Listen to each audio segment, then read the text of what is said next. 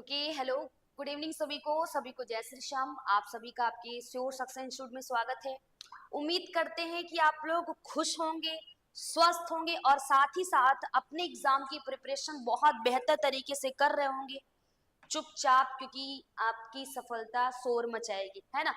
तो देखिए, ये आज हम एमसीक्यू लेकर आए हैं जो कि आपको सबसे पहले बता दें, ये जो सेशन है, अगर जो भी अभ्यर्थी प्री बीएड और प्री डीएड का एग्जाम देने जा रहे हैं उन्हीं के लिए वेरी मोस्ट इंपॉर्टेंट होने वाला। और साथ ही साथ आप शिक्षक भर्ती वर्ग 2, वर्ग 3, यहाँ तक कि वर्ग 1 सीजी टेट सबके लिए इंपॉर्टेंट होने वाला है ये क्लास। ठीक है, ये क्लास अगर आप रेलवे शिक्षक भर्ती की तैयारी करें उसके लिए भी इंपॉर्टेंट हो रहा है। आप भारत के किसी भी स्टेट से हैं, उसमें अगर टेट का एग्जाम देते हैं, शिक्षक भर्ती का एग्जाम देते हैं, केवीएस हो गया, DSSB हो गया, सबके लिए इंपॉर्टेंट होने वाला है, क्योंकि ऐसे प्रश्न आपके एग्जाम में आपको देखने को मिलते हैं।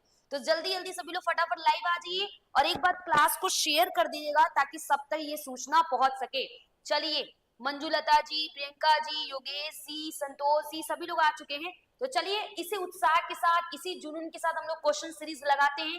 जहां कहीं भी डाउट होगा आप बेधड़क बेझिझक हमसे पूछ सकते हैं, आपके सारे डाउट को क्लियर हम करेंगे। ओके, तो आइए लगाते हैं इस सेशन को जो कि बहुत महत्वपूर्ण होने वाला है। और कुछ प्रश्न आपको यहाँ ऐसे देखने को भी मिलेंगे जो शिक्षक भर्ती में ऑलरेडी आ चुके हैं। ठीक है, अब देखिए, बहुत सारे लोगों के मन में ये क्वेश्चन रहता है कि मैम अभी क्या कूट वाले क्वेश्चन बन रहे हैं, अब आपके असरसर रीजन वाले क्वेश्चन बन रहे हैं। तो जो कूट वाले प्रश्न हैं, जो वन लाइनर प्रश्न होते थे, उसी को तो कूट में कर दिया है। तो अगर आप उन प्रश्नों को नहीं लगा पाएंगे तो कूट वाले प्रश्न कैसे लगा पाएंगे, तो इसलिए इसको आपको ध्यान में रखना है। ओके, चलिए पहले प्रश्न की तरफ बढ़ते हैं। ये रहा आपके सामने। पहले आप लोग बता दीजिएगा आप लोग को क्लियर दिख रहा है कि नहीं दिख रहा है, विजिबल है या नहीं, एक बार कंफर्म कर दीजिएगा, देन हम लोग आगे बढ़ेंगे, है ना।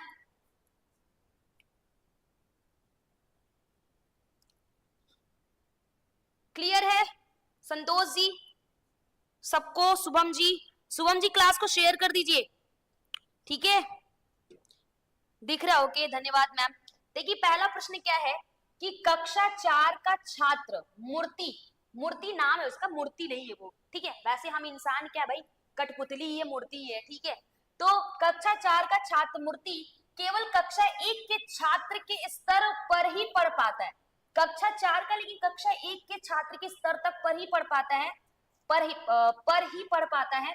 उसे ध्वनियों की मिलान, शब्दों की वर्तनी और अक्षर पढ़ने में कठिन। अभी आज ही तो आप लोग पढ़ रहे थे शिक्षक भर्ती वाले, अभी आज ही तो हम लोग पढ़ रहे थे। हिंदी में भी हमने पढ़ाया आपको भाषागत विकार, और हमने आपको सीडीपी में भी पढ़ाया, ठीक है। तो उसको पढ़ने में कठिनाई हो रही है, सीधा सीधा। तो मूर्ति जो बच्चा है वो किस लक्षण को दर्शाता है? Dyspraxia, dyscalculia, dyslexia, dysgraphia. Answer करें एकदम खटाखट जल्दी से।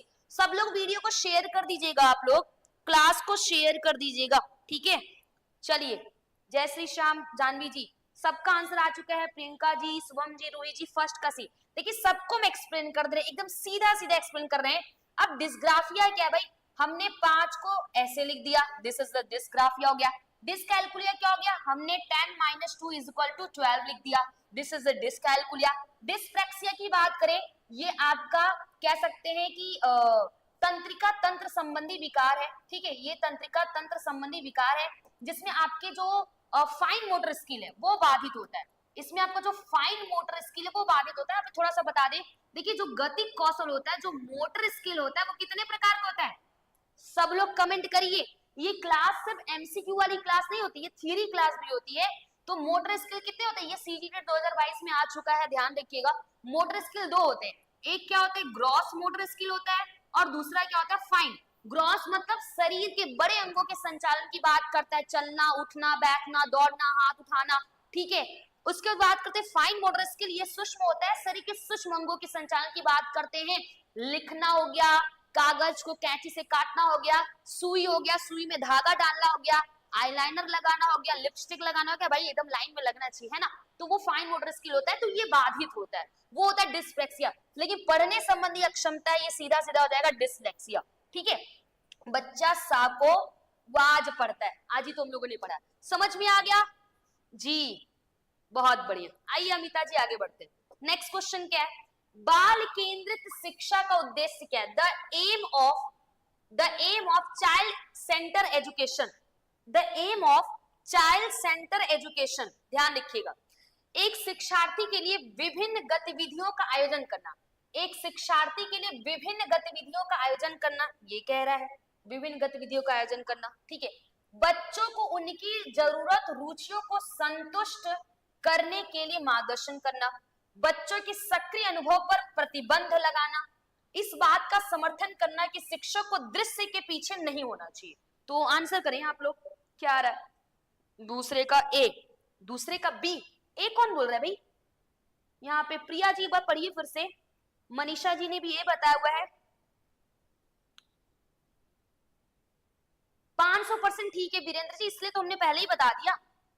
दूसरे भी, अरे बी और ए समझिए, ये बाल केंद्र शिक्षा है, सेंटर में बच्चे हैं, करता धरता बच्चा है, हम लोग क्या है, हम लोग को तो बच्चों के अकॉर्डिंग काम करना पड़ेगा।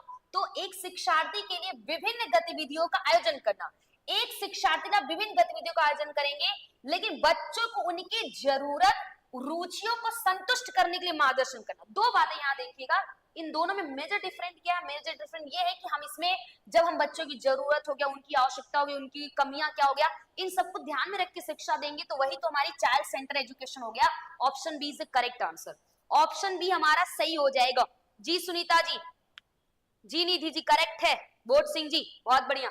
आगे बढ़ते, अगला प्रश्न है, अगला प्रश्न है, अच्छा एक कहानी है, कहानी ये है, कहानी क्या सच मान के चलिए, जैसे जो प्री बीएड प्री डिल एग्जाम हुआ था 2024, अगर वो प्रश्न आपकी आगामी शिक्षक भर्ती में 2025 में देखने को मिल जाए तो भाई मजा ही आ जाएगा, क्योंकि क्वेश्चन जो क्वेश्चन थे ना सच में बड़े मजेदार। जब क्वेश्चन टफ आते हैं तो मजा तो आता ही है, और आप लोगों को तो आएगा ही। नेक्स्ट क्वेश्चन है, एक बच्चा अपने परिवेश से मूल्य, नैतिकता, शिष्टाचार, सामाजिक शिष्टाचार सीखता है जो उसे सामाजिकरण की प्रक्रिया में मदद करता है। हाँ बिल्कुल, इस प्रकार का अधिगम निम्नलिखित में से किस परिवेश में होता है बताइएगा?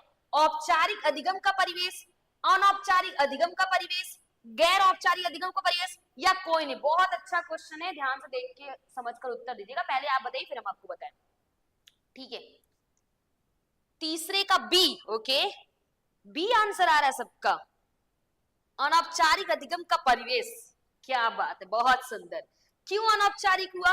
हाँ जी बिल्कुल, सरिता जी, शुभम जी, जी सरिता जी, देखिए कैसे हुआ, सीधा सीधा बोल रहा था कि एक बच्चा अपने परिवेश से, अब अपने परिवेश उसके आसपास के जो लोग हैं, अब हमारे आसपास के लोग फिक्स थोड़ी है कि हमारे आसपास 10 लोग हैं, कल भी यही 10 लोग रहेंगे, परसों भी ये 10 लोग रहेंगे। तो यहाँ पे एक बच्चा अपने परिवेश से मूल्य, नैतिकता, शिष्टाचार, सामाजिक शिक्षा ये सब सीख रहा है, ताकि उसकी सामाजिक प्रक्रिया, सामाजिकरण की प्रक्रिया में मदद कर सकता है।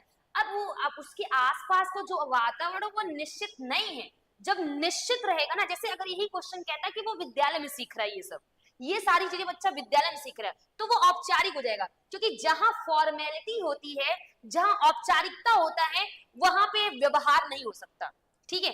जहां औपचारिकता होता है वहां दो लोगों में कह सकते इक्वल सोच नहीं हो सकता, जहां औपचारिकता है वहां लोगों के बीच मतभेद हो जाएगा, लेकिन जहां अनौपचारिकता है तो वहां पे प्रेम व्यवहार सब चलेगा।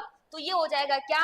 इनफॉर्मल अधिगम, अनौपचारिक। यहाँ पे कुछ भी फिक्स नहीं होता। अनौपचारिक, देखिए औपचारिक अनौपचारिक सीधा सीधा समझिएगा, औपचारिक समय स्थान व्यक्ति तीनों फिक्स हो, अनौपचारिक समय स्थान व्यक्ति तीनों फिक्स नहीं हो। हम परिवार से जो कुछ भी सीखते हैं वो अनौपचारिक शिक्षा हो जाती है, स्कूल, विद्यालय, कॉलेज अगर हम यहाँ से सीखते हैं वो हमारी औपचारिक शिक्षा में चली जाती है। सबका आंसर क्या हो जाएगा? करेक्ट हो जाएगा। नेक्स्ट क्वेश्चन की तरफ बढ़ते हैं। ये क्वेश्चन देखिए बहुत इंपॉर्टेंट है, बहुत इंपॉर्टेंट। अनौपचारिक गैर अनौपचारिक दोनों सेम है नाम, हाँ लगभग सेम मान के चलते हैं, एक ही है, ठीक है। यस सरिता जी, कहीं भी सीख सकता, हाँ बिल्कुल, परिवार वातावरण करना है। जी दिव्या जी बहुत बढ़िया। देखिए कथन क्या कह रहा है? विद्यालयों को छात्रों में पाठ पुस्तकों को याद करके पुनः पेश करने की योग्यता के स्थान पर, मतलब पाठ को याद करके आपको बताने की जगह उनमें अपनी आवाज उठाने, जिज्ञासा शांत करने, क्रियाशील होने, प्रश्न पूछने के बाद वाद विवाद करने, समूह में कार्य करने की योग्यता विकसित करनी चाहिए। टीचर को बच्चों को हूबहू याद करके रटने के बजाय वाद विवाद अपनी जिज्ञासा के अनुसार, अभी अपनी जिज्ञासा को शांत करने के लिए, अपने अनुसार बताने के लिए उनको प्रोत्साहित करना चाहिए, उनको उनके अंदर योग्यता का विकास करना चाहिए। अब तर्क क्या दे रहे हैं? अधिगम का स्वरूप क्रियाशील एवं सामाजिक है, सही विकल्प चुने। ए और आर दोनों सही, आर ए की सही व्याख्या करता है।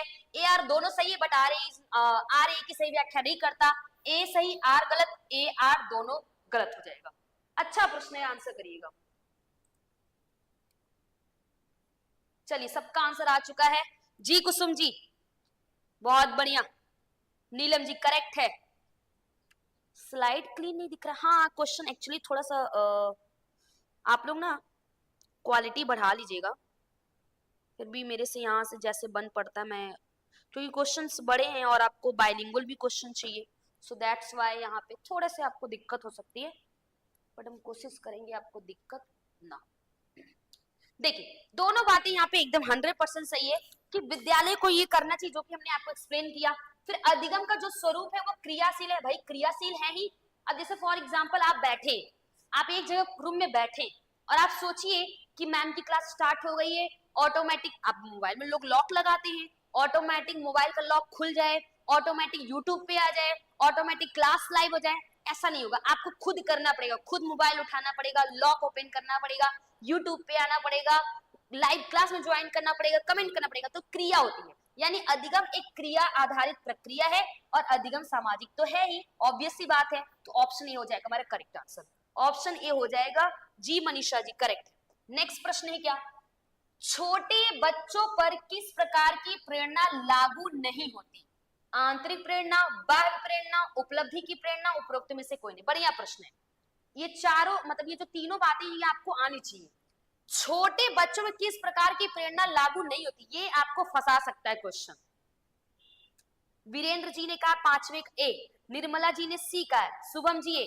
चलिए ए जो लोग आंसर ए कर रहे हैं, कारण क्या है? ए छोटे बच्चों में किस प्रकार की प्रेरणा लागू नहीं होती, जल्दी बताइए।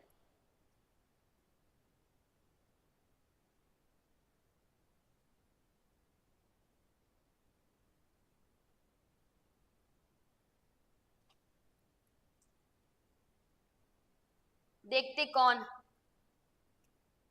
छोटे बच्चे दूसरों पर डिपेंड होते हैं, कॉमन सी बात है। एक एग्जांपल लेते हैं, एक 3 साल का बच्चा है, समझ रहे हैं? 3 साल का बच्चा क्या किसी को देखकर अपने आप मोटिवेट हो जाएगा क्या? समझ कर, बहुत बढ़िया, यही तो पैडागॉजी है। और यही नहीं समझेंगे तो फिर दिक्कत हो जाएगी। एक 3 साल का बच्चा है, आप सोचिए, अब कॉमन सी बात है, 3 साल का बच्चा होता है, आप स्कूल में पढ़ाते हैं, तुरंत कहते हैं बेटा इस क्वेश्चन का आंसर दो, तुम्हारे लिए सब लोग क्लैपिंग करेंगे। इस प्रश्न का आंसर जो देगा उसके लिए कलम चॉकलेट लेकर आएंगे। इस प्रश्न का आंसर जो देगा वो उस बच्चे के लिए सब लोग खड़े होकर ताली बजाएंगे। लेकिन आप सोचिए 3 साल का बच्चा, 4 साल का बच्चा, 5 साल का बच्चा किसी को देखकर खुद ही मोटिवेट हो जाए, मतलब आंतरिक रूप से प्रेरित हो जाए, ऐसा नहीं। छोटे बच्चों को हम लोग पुरस्कार, लालच इसके द्वारा प्रेरित करते। छोटा बच्चा, बड़ा बच्चा नहीं। तो जिन्होंने ए बताया वो 100% करेक्ट, बहुत गजब आंसर दिया, एकदम सही है। ठीक है, यस बिल्कुल, डेयरी मिल्क सही एग्जांपल दिया। छोटे बच्चे अभी वो छोटे हैं, ठीक है, वो खुद ही दूसरों पर डिपेंड है, उनके अंदर समझ नहीं है। हाँ, वो पुरस्कार पाने, दंड से बचने के लिए आपकी बात मानेंगे या ऐसे प्रोत्साहन का लाभ उठा सकते हैं, बट कहीं वो आंतरिक रूप से प्रेरित होंगे तो ये गलत हो जाएगा। छोटे बच्चों पर आंतरिक प्रेरणा लागू नहीं होती। बहुत बढ़िया, जिन्होंने ये आंसर दिया एकदम गजब आंसर दिया है। ये देखिए, ये सब प्रश्न आप लोगों को समझ में नहीं आएगा तो फिर दिक्कत ही। अगला प्रश्न क्या है, 6वां नंबर, निम्नलिखित में से कौन सा अनुशासन और अभिप्रेरणा के बीच संबंध का सबसे कम स्वीकार्य कथन है? मतलब एक तो अनुशासन है, दूसरा अभिप्रेरणा, यानी कि दो बातें कहा है, किसके किसके बीच, डिसिप्लिन के बीच और मोटिवेशन, इन दोनों के बीच जो रिलेशन है इसको सबसे कम स्वीकार, मतलब सबसे कम इनके बीच रिलेशन को कौन बता रहा है? पहला ऑप्शन है, जब अभिप्रेरणा विफल होती है तो अनुशासन समस्या बन जाता है। जब अभिप्रेरणा विफल होती है तो अनुशासन समस्या बन जाता है। ठीक है, ये कह रहा है। या अनुशासन नकारात्मक पहलुओं या अभिप्रेरणा की ओर उन्मुख होता है। जो अनुशासन होता है वो नकारात्मक पहलुओं या अभिप्रेरणा की ओर उन्मुख होता है। यद्यपि व्यक्ति को अपनी आवश्यकताओं के लिए पूर्ण संतुष्टि प्राप्त हो, तथापि नियमों और विनियमों की आवश्यकता होती है। या प्रेरणा और अनुशासन एक दूसरे के क्या है, जस्ट अपोजिट है, या हम कह सकते हैं पूरक है। क्या लगता है बताइए? बी ऑप्शन, 5 का सी ऑप्शन। देखिए ये किसी ने बोला 5 का। उपलब्धि की प्रेरणा क्या होती है? उपलब्धि प्रेरणा मतलब क्या? उपलब्धि का मतलब हमने बताया हुआ है कितना सीखा, ठीक है। चलिए, जैसे अब होता है बच्चों भी क्या, सुनिएगा ध्यान से, जो 2 का पहाड़ा जल्दी याद कर लेगा, सुनिएगा, जो 2 का पहाड़ा जल्दी याद कर लेगा या 2 का पहाड़ा जो जल्दी याद करके सुना देगा, उसको हम ये पुरस्कार देंगे वगैरह वगैरह जो भी। तो उस जो उपलब्धि की बात की, यानी कितना सीखा, या ऐसे बोलते हैं ना टीचर, जो सबसे ज्यादा लंबा पहाड़ा याद करके आएगा, जो सबसे ज्यादा नंबर का पहाड़ा याद करके आएगा, उसको कह सकते हैं कि वहां पे मोटिवेशन मिलेगा या उसको पुरस्कार मिलेगा। तो उपलब्धि की प्रेरणा होती है, वो छोटे बच्चों पे भी चल सकता है, ठीक है। चलिए, तो इसका आंसर क्या बताया आप लोगों ने? हाँ, उसी से मिक्सअप है ये नंदिनी जी, उसी का मिक्सअप है। किरोज जी ने 6 का बी बताया हुआ। चलिए देख लेते हैं। देखिए, पहली बात, जब अभिप्रेरणा विफल होती है तब अनुशासन समस्या बन जाता है, ऐसा कुछ नहीं है।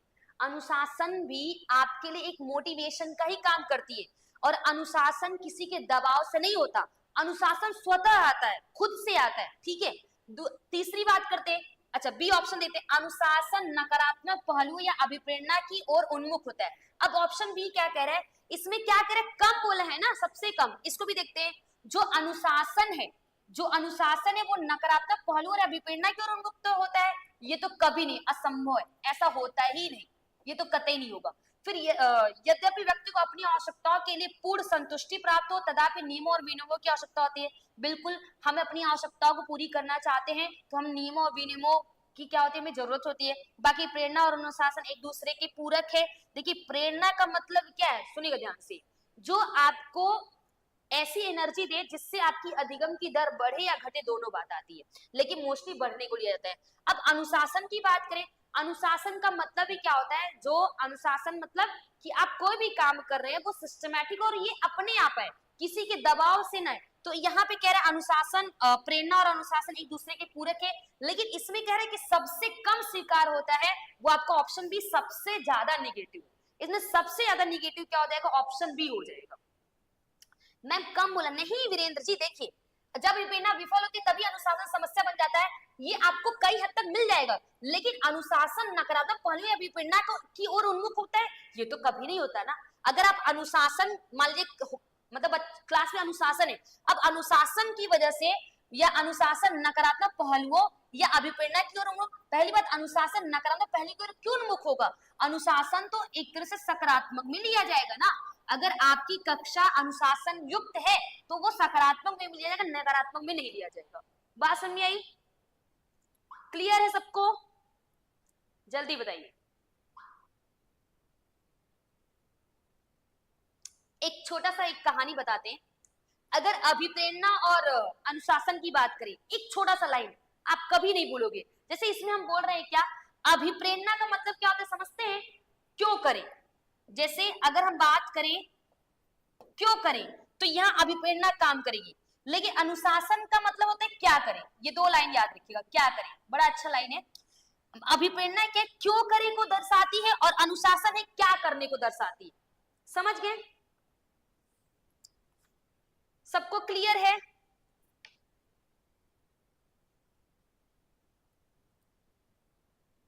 आइए अगले प्रश्न। अगला प्रश्न, सतत एवं व्यापक मूल्यांकन, लेटेस्ट में आप लोग पढ़ रहे हैं, सतत एवं व्यापक मूल्यांकन सीसीई के तहत निम्नलिखित में से कौन सा एक सामाजिक व्यक्तिगत गुणवत्ता का आकलन नहीं है। इंपॉर्टेंट क्वेश्चन है, ध्यान रखिएगा इसको, कौन सा नहीं है, ठीक है। देखिए, स्वच्छता, चित्रकारी, सहयोग, अनुशासन, ये आपके प्रीवियस ईयर में आया हुआ है, ठीक है, ये आपके प्रीवियस ईयर में आया हुआ है। बताइएगा 7 का ए, स्वच्छता।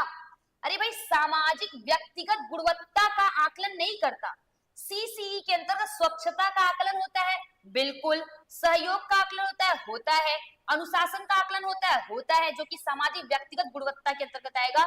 बट यहाँ क्या नहीं होगा, इसमें नहीं बोला है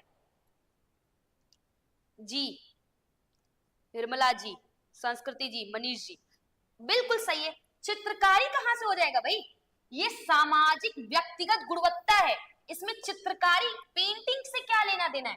अब देखिए, स्वच्छता की बात करें, जैसे आप जानते हैं स्वच्छ भारत अभियान चला हुआ है, तो वो सामाजिक व्यक्तिगत गुणवत्ता को निर्देशित करता है। सहयोग सामाजिक व्यक्तिगत गुणवत्ता को निर्धारित करता है। अनुशासन सामाजिक व्यक्तिगत गुणवत्ता को, बट चित्रकारी कहाँ से हो जाएगा, चित्रकारी तो दूर दूर तक नहीं होगा। जीविकासी, क्लियर है। आइए अगले प्रश्न की तरफ बढ़ते हैं। अगला प्रश्न है, निम्नलिखित में से कौन सा शील गुण समूह प्रभावी नेतृत्व के लिए सबसे उपयुक्त है? Which of the following set of trait is most appropriate for effective leadership? बताइएगा, प्रभावी नेतृत्व के सबसे उपयुक्त। ज्ञान हो, दृष्टि और संबंध, ये होगा। आपको जो सबसे ज्यादा लगेगा वो बताना है। उपलब्धि अभियान, आत्मविश्वास और आपके अंदर प्रतिभा, संज्ञानात्मक क्षमता, भावनात्मक परिपक्वता और लचीलापन, रचनात्मकता, ईमानदारी, कार्य का ज्ञान। यहाँ पे हमें प्रभावी नेतृत्व देखना है। देखिए, प्रभावी नेतृत्व का मतलब ये होता है कि आप चीजों को सही ढंग से बच्चों के सामने प्रस्तुत कर पा रहे हैं। आपके अंदर एक लीडर, शिक्षक के अंदर नेतृत्व का गुण होना चाहिए। अब आप बच्चों को बोल रहे, बच्चों सुनो सुनो, बच्चे आपस में ही बात कर रहे हैं, तो वो एक अच्छा लीडरशिप कहाँ हुआ? ठीक है। अब लीडरशिप का मतलब ये नहीं होता कि वो तानाशाह हो। लीडरशिप का मतलब होता है वो क्या हो भाई, लीडरशिप का मतलब होता है वो प्रजातांत्रिक हो, वो जनतांत्रिक हो, सबको इक्वल लेके चले, सबकी बात सुने। तो क्या लगता है, अमिता जी ने सी ऑप्शन दिया है, निर्मला जी सी, मनीष जी सी, निधि जी सी, सब लोगों ने सी ऑप्शन दिया। बट सुनिएगा मेरी बात ध्यान से। पहली बात, संज्ञानात्मक क्षमता, भावनात्मक परिपक्वता और लचीलापन।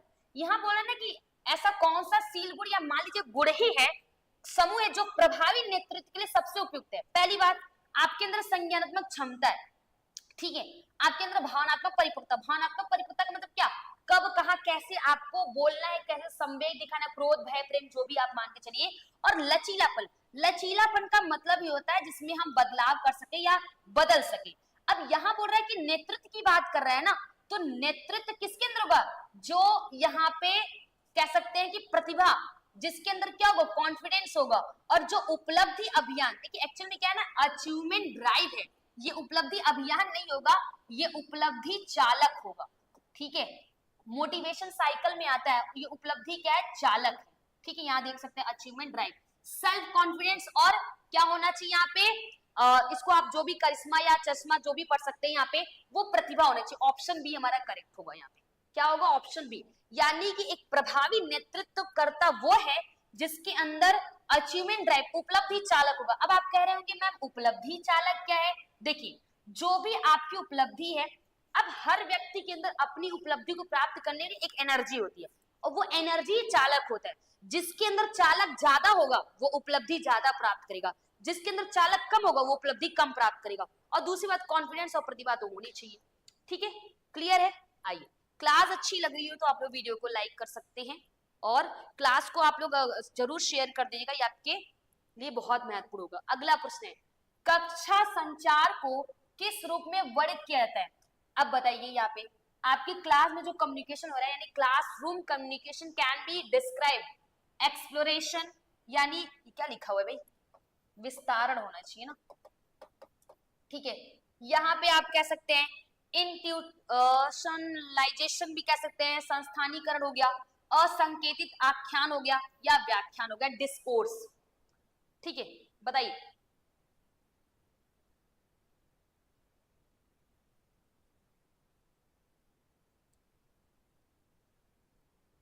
प्रश्न थोड़ा सा आपको फंसा सकता है, कुछ नहीं करना, सीधा सीधा है। कक्षा संचार, क्लासरूम जो कन्वर्सेशन होता है या कम्युनिकेशन होता है, वो किस पर डिपेंड करता है, ठीक है। यहाँ व्याख्यान मतलब लेक्चर वाला व्याख्यान नहीं है, डिस्कोर्स वाला है, कथन वाला है। जी आरना जी करेक्ट है, शुभम जी करेक्ट है, सुनीता जी, सभी लोगों का आंसर क्या आ रहा है, करेक्ट आ रहा है, ठीक है। देखिए अगर आप इसको समझिए, यहाँ पे ये क्या है, एक्सप्लोरेशन है, इसका मतलब विस्तारण से होता है, ठीक है। अब यहाँ पे क्या है, ये अनसिग्निफाइड नरेशन है, ये तो पहले अनसिग्निफाइड है, ये तो गलत हो जाएगा। अब देखिए इसका जो सही उत्तर हो जाएगा वो क्या हो जाएगा, डिस्कोर्स, कथन हो जाएगा, ठीक है। यानी कि ये हो जाएगा क्या, व्याख्यान। बाकी यहाँ पे संस्थानीकरण ये भी नहीं होगा, ऑप्शन डी हो जाएगा। कक्षा संचार किस रूप में वर्णित किया जाता है, अगर वहां पे आपकी बात जो कह रहे हैं, कथन कह रहे हैं, वो सामने वाले को समझ में आ रहा है, यानी वो हो जाएगा कि आपका डिस्कोर्स यानी व्याख्या। अगला प्रश्न है, what is the objective behind the teacher educational programme design by NCT. देखिए ये आप लोग बीएड वगैरह या डीएलएड वगैरह किए होंगे, वहां पे आप लोगों ने पढ़ा होगा। एनसीटी द्वारा अभिकल्पित किए गए शिक्षक शिक्षा कार्यक्रम के पीछे उद्देश्य क्या है? ये है टीचर एजुकेशन, इसको टीईपी भी बोलते हैं, टीचर एजुकेशन प्रोग्राम। ठीक है, शिक्षक शिक्षा कार्यक्रम के पीछे का उद्देश्य क्या है, समझ कर आंसर देंगे तो आ जाएगा। महिला शिक्षकों की व्यक्तिगत जरूरतों को पूरा करना। अच्छा, शिक्षक के नियोजित और समन्वित विकास को प्राप्त करना। ओके, शिक्षा के मानकों में सुधार के लिए सरकार की सहायता करना। अच्छा, विशेष शिक्षकों के लिए प्रशिक्षण कार्यक्रमों को विनियमित करना। बताइए 10 का डी, विशेष शिक्षकों के लिए है, विशेष शिक्षकों के लिए प्रशिक्षण कार्यक्रमों को विनियमित करने के लिए। और कोई?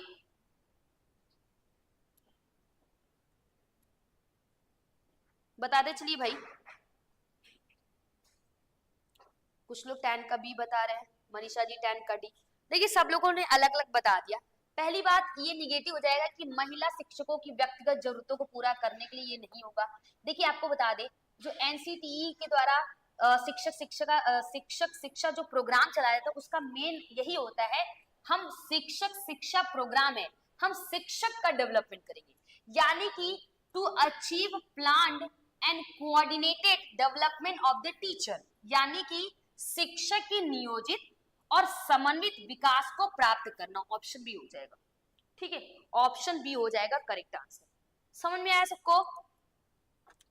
चलिए अगले प्रश्न की तरफ बढ़ते हैं। अगला प्रश्न देखिएगा ध्यान से, यहाँ पे क्या है, the use of teaching add is justified on the group of, शिक्षण सहायक सामग्री का उपयोग किसके आधार पर उचित है? बताइएगा। छात्र में कक्षा में छात्रों का ध्यान आकर्षित करना होता ही है, लेकिन अब देखते हैं ऑप्शन क्या होगा। कक्षा में अनुशासनहीनता की समस्याओं को कम करना, ये भी करता है, लेकिन हमको आधार यानी सबसे इंपॉर्टेंट देना है छात्रों के अधिगम के परिणामों का अनुकूलन। मतलब छात्रों के अधिगम के परिणामों का अनुकूलन, सीखने के कार्यों में छात्रों की प्रभावी सहभागिता। इसका मतलब समझे, छात्रों के अधिगम के परिणाम का अनुकूलन मतलब परिणाम जो ज्यादा सकारात्मक हो, कहने का तात्पर्य। या हम ये भी कह सकते हैं जो आप सिखाना चाहते हैं वो बच्चा सीख जाए, तो परिणाम आपको ऑटोमेटिक पॉजिटिव मिल जाएंगे, सकारात्मक मिल जाएंगे। 11 का डी, सीखने के कार्य में छात्रों की प्रभावी सहभागिता नहीं भाई। देखिए शिक्षण सहायक सामग्री का उपयोग अगर हम करेंगे, देखिए आपको हमने आज ही पढ़ा है छात्रों का ध्यान आकर्षित करने में बिल्कुल होता है, कक्षा में अनुशासनहीनता की समस्या को दूर किया जाता है। अगर आप टीएलएम का यूज करेंगे, श्रव्य दृश्य सामग्री का यूज करेंगे तो बच्चे का ध्यान एक जगह रहेगा।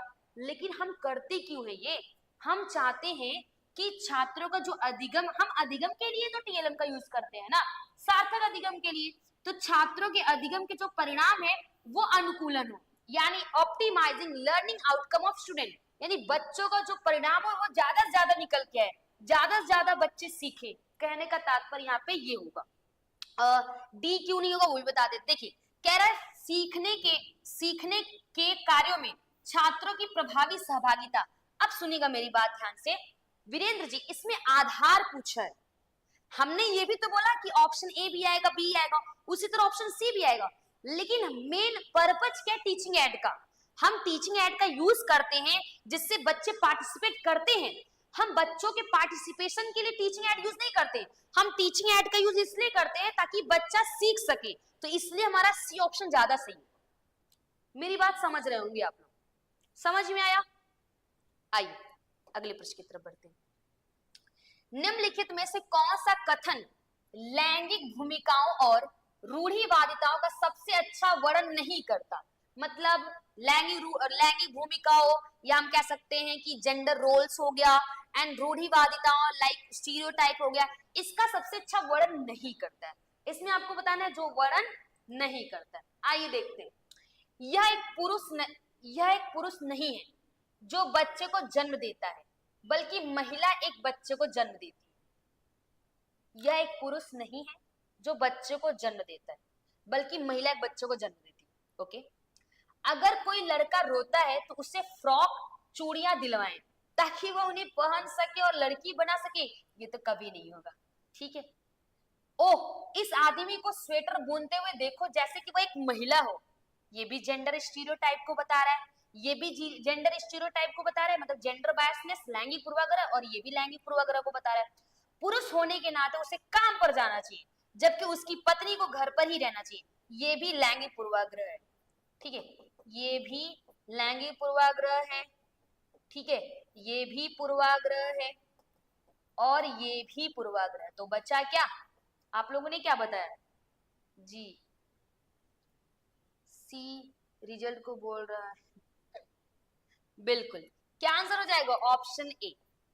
ठीक है, ऑप्शन ए, क्योंकि इसमें बोल रहे हैं ना कि आपको बताना जो लैंगिक रूढ़िवादिता और कह सकते हैं जेंडर स्टीरियोटाइप, इसको नहीं बता रहा है। ठीक है, तो अगर देखिए यह एक पुरुष नहीं है जो बच्चों को जन्म देता है, बल्कि एक महिला, तो इसमें कोई जेंडर स्टीरियोटाइप नहीं है। ये तो है ही एक्चुअल बात। ये बच्चे को जन्म महिला ही तो देती है, ये तो कॉमन सी बात है। इसमें कौन सा लड़के लड़कों में भेद हो रहा है या जेंडर स्टीरियोटाइप हो रहा है ना? तो ऑप्शन ए हो जाएगा करेक्ट आंसर। बात समझ में आई सबको?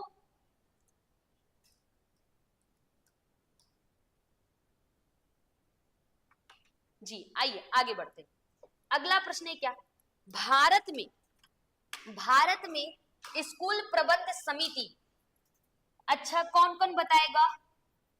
आरटीई 2009 के किस धारा में बोला गया है कि एसएमसी का गठन होगा?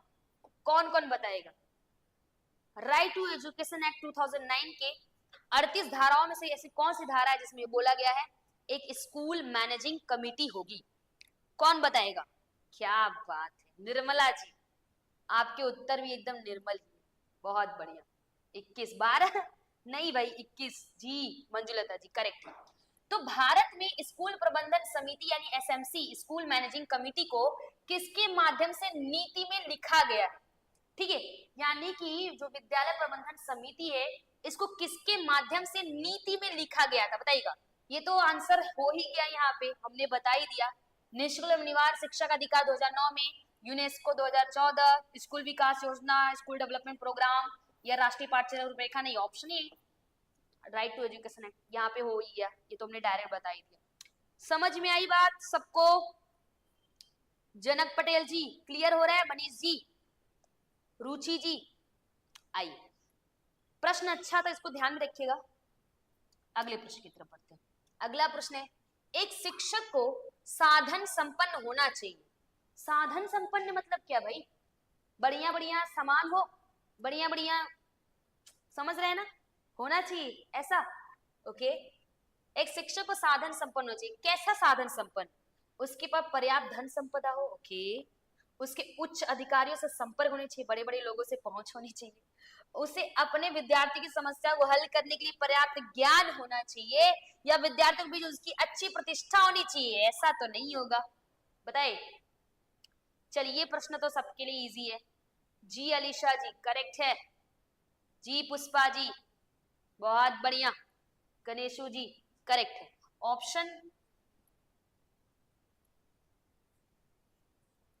Option C will be correct answer. क्यों? क्योंकि साधन संपन्न मतलब इतना आपके पास चीजें हो, आप ऐसे साधन संपन्न हो कि आपकी क्लास में जितने भी बच्चे हो, सब बच्चों की समस्याओं का हल आपके पास होना चाहिए, आपके पास इतना नॉलेज हो। आइए, ये देखिए प्रश्न बहुत बढ़िया है। निम्नलिखित में से कौन एक छिपी हुई अक्षमता का उदाहरण है? स्वलीनता, एडीएचडी, बाइपोलर, उपयुक्त सभी। ये बाइपोलर हमने पहले भी डिफाइन किया हुआ है। ये क्वेश्चन आपके शिक्षक भर्ती 2023 में भी आया हुआ है और सीजी टेट में भी आया हुआ है, तो इसको ध्यान समझिएगा। देखिए, स्वलीनता मतलब एक ही जगह ध्यान केंद्रित होना, ध्यान इधर उधर नहीं बटेगा, आप अंतर्मुखी रहेंगे, एक ही जगह चुपचाप बैठे रहेंगे। एडीएचडी ध्यान अचानक भटक जाएगा, ये दूसरा एक दूसरे के अपोजिट होते हैं।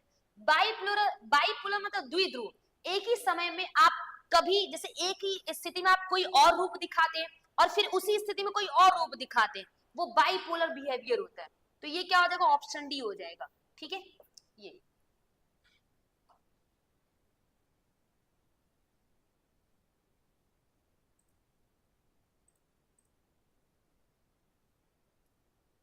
जी। अगले प्रश्न की तरफ बढ़ते हैं। अगला प्रश्न क्या कर रहा है? जीवन पर्यंत शिक्षा की अवधारणा से आप क्या समझते हैं? जीवन पर्यंत शिक्षा मतलब विश्वविद्यालयों में अधिगम, जीवन पर्यंत अधिगम, कॉलेजों में अधिगम, शिक्षण स्कूल, टीचिंग स्कूल, बताएं। मृत्युंजय जी ने बी बताया हुआ है, सभी लोग आंसर करते चले।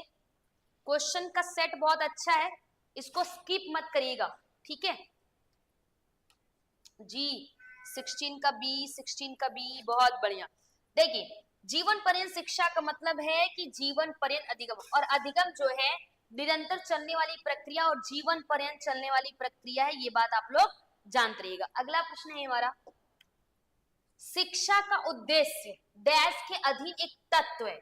The aim of education is an element under शैक्षिक दर्शन शास्त्र, शैक्षिक समाज शास्त्र, शैक्षिक शब्दावली, मनोविज्ञान। अब देखिए आप एक छोटा सा हम आपको एक कहानी बता देते हैं, जहां से मनोविज्ञान निकल आया है वही होगा आंसर, ठीक है। क्योंकि मनोविज्ञान किसके अंतर्गत आता था, फिर मनोविज्ञान के जो नियम है, जो सिद्धांत है, उसका हम शिक्षा में प्रयोग करते, तब वो शिक्षा मनोविज्ञान बना। तो यहाँ भी पूछ रहा है कि जो कह सकते हैं एजुकेशन है, यानी जो शिक्षा है, इसका उद्देश्य जो वो किसके अधीन एक तत्व है, बताइएगा। सब लोग डी बता रहे हैं, शैक्षिक मनोविज्ञान।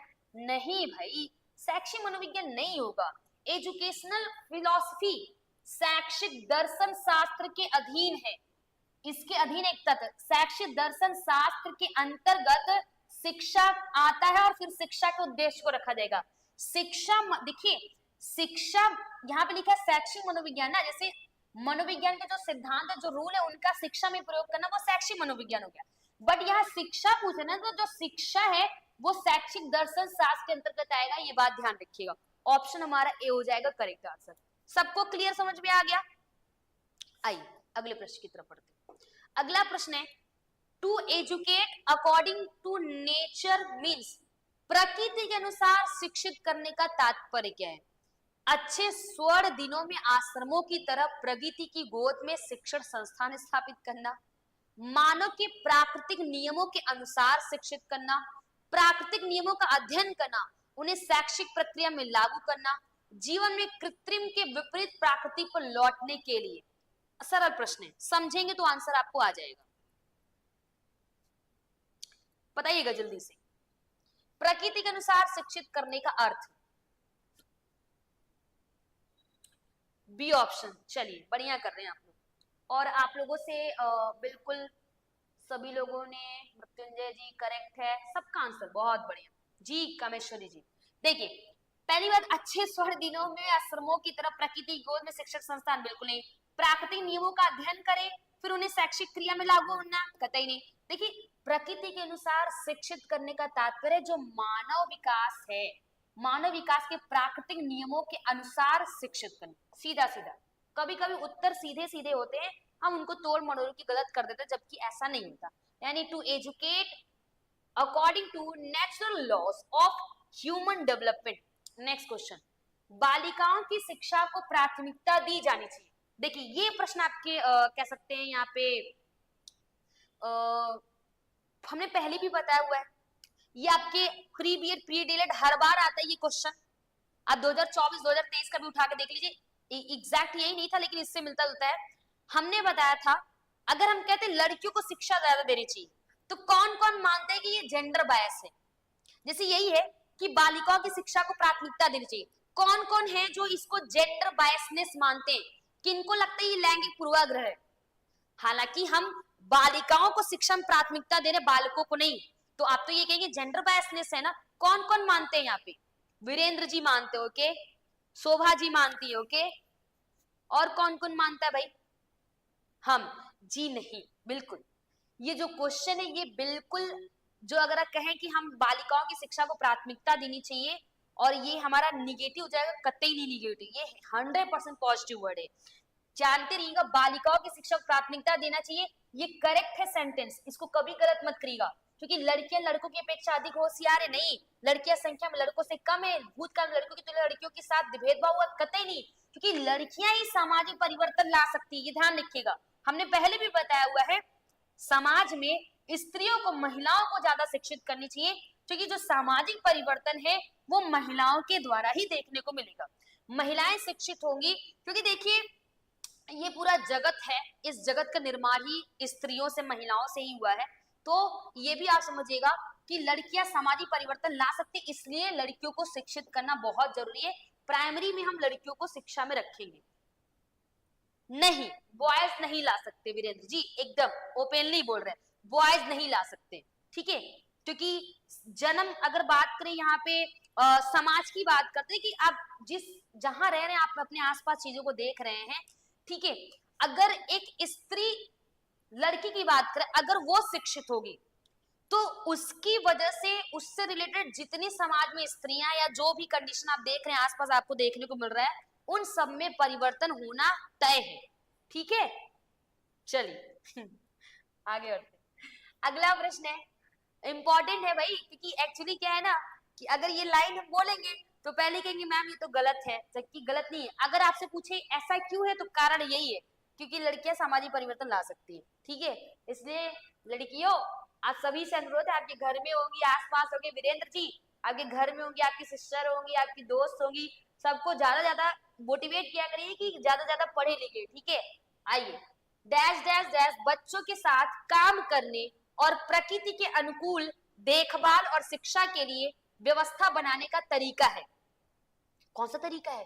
प्राकृतिक शिक्षण, पर्यावरण शिक्षण, प्रकृति शिक्षण, क्या बात है, प्रकृति आधारित शिक्षण। नेचर और नेचुरल में कितना अंतर हो गया है ना, दोनों प्रश्न।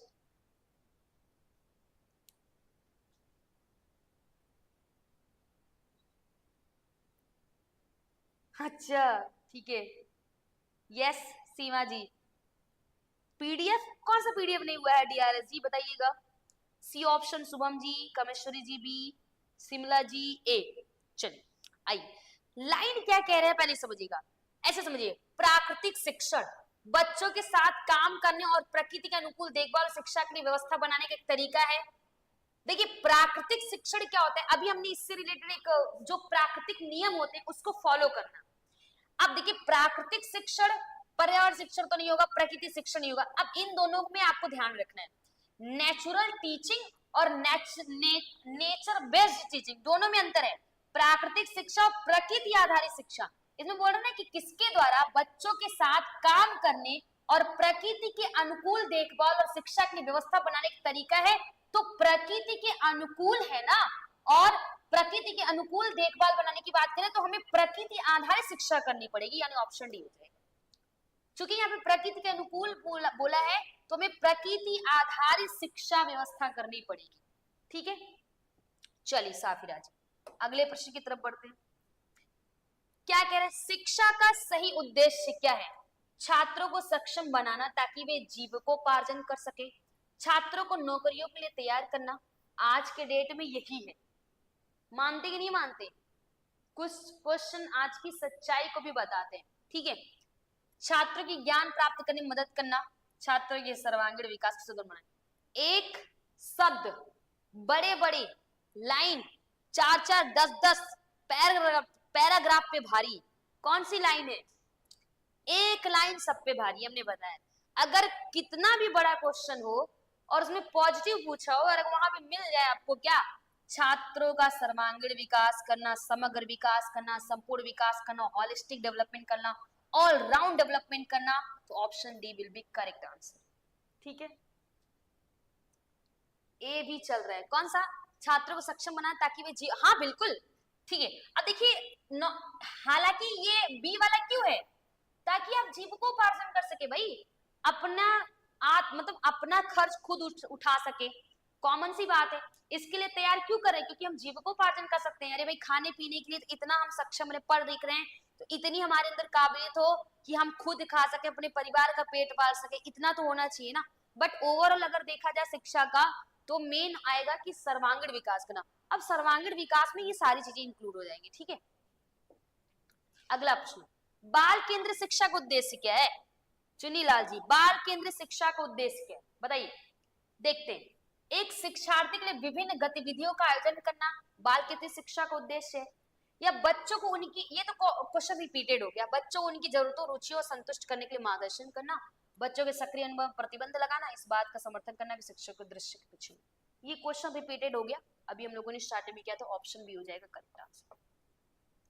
समझ में आया? सबको समझ में आ रहा है?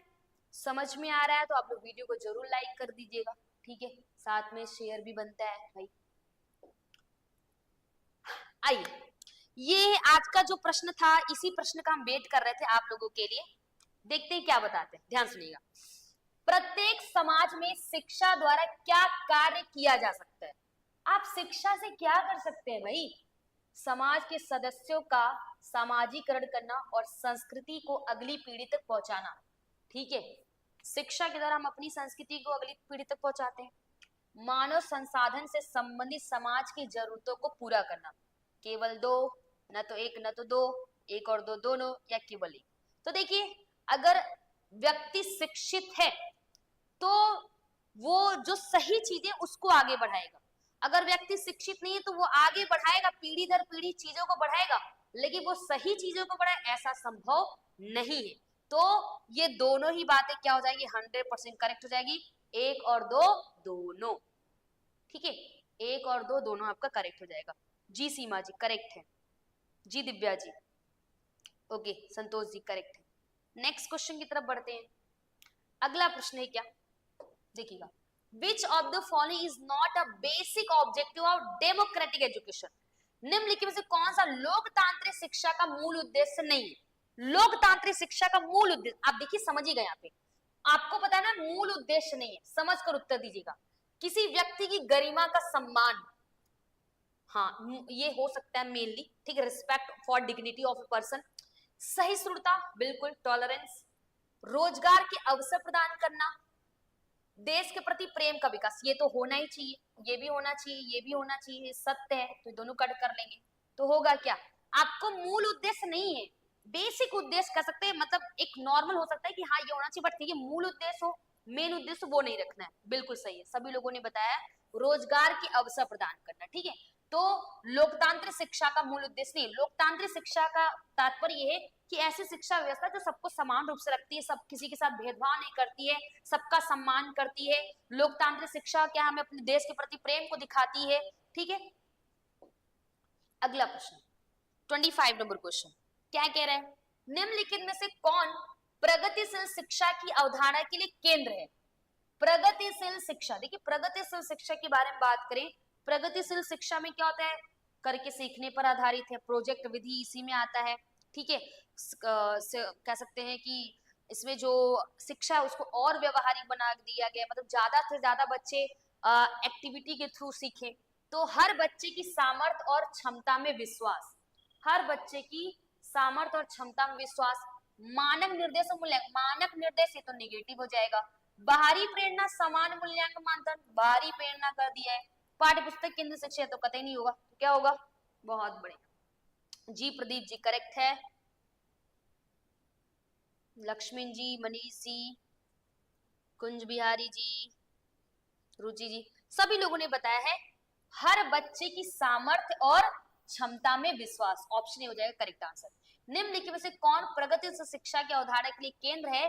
तो हर बच्चे की सामर्थ्य और क्षमता में विश्वास, believe in the capability and potential of every child, okay, ये हो गया।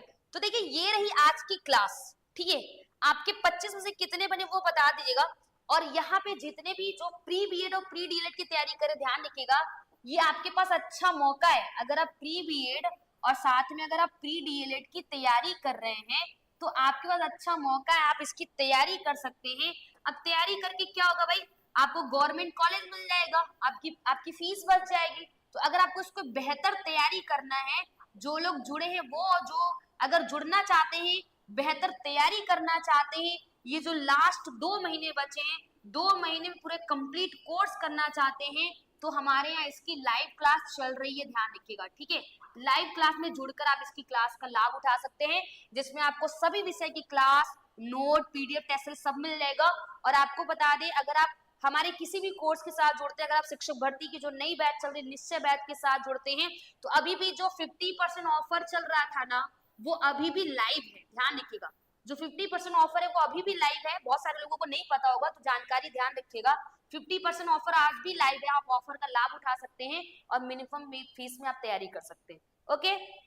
ठीक है, तो ये रहा आज का सेशन। उम्मीद करते क्लास अच्छी लगी होगी, और फिर इसके साथ कल की डेट में हम लोग मिलेंगे। जो लोग लेट से जुड़े हैं, आप वीडियो को पूरा देख लीजिएगा। ये सारे सेट आपके लिए बहुत महत्वपूर्ण होने वाले हैं, क्योंकि समय बदल चुका है।